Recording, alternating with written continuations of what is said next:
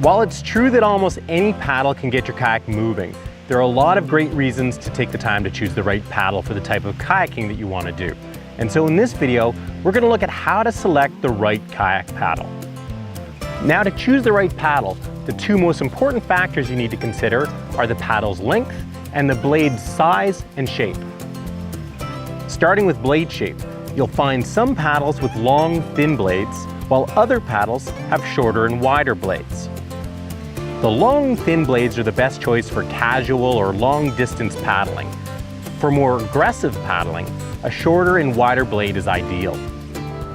When it comes to blade size, simply enough, smaller paddlers should use a smaller paddle, while larger or heavier paddlers should use a larger paddle. But the same doesn't necessarily hold true for paddle length, because there are a number of other variables to consider. For one, the wider your kayak is, the longer a paddle you're going to need to effectively reach the water.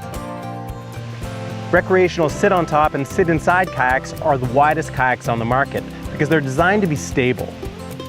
This means you'll typically need a longer paddle for these kayaks than you would for touring or sea kayaks, which are much narrower because they're designed for speed rather than stability.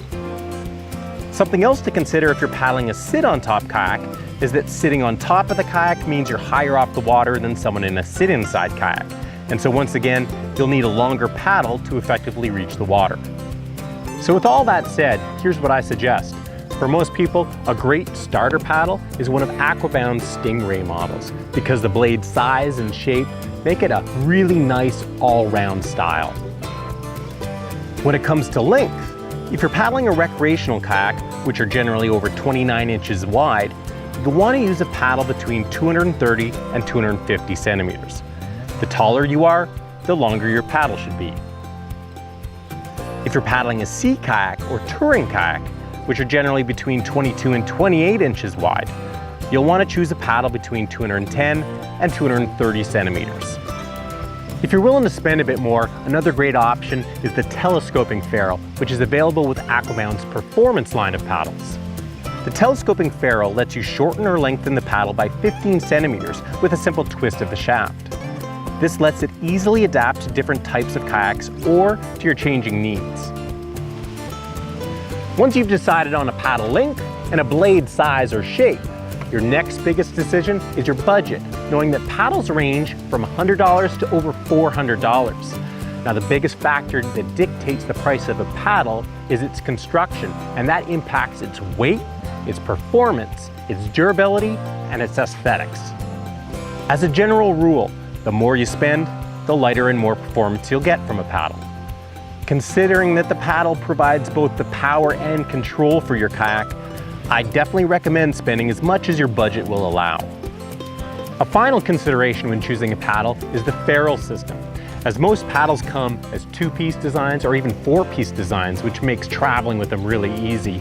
The connection point at the center of the paddle is called the ferrule, and there are a number of options to choose from. The most basic option is a snap button connection.